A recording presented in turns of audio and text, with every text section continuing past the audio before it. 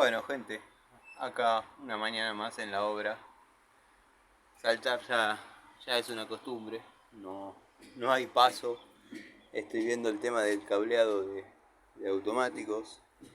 Ya logré desarmar un par de situaciones que me tenían pensativo.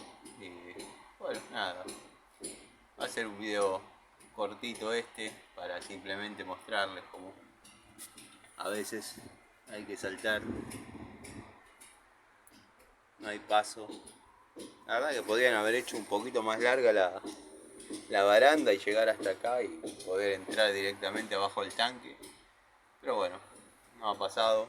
Ahí ya había dos cables que no sabía dónde iban y estaba seguro que viajaban hacia acá. Bueno, ahí los logré sacar.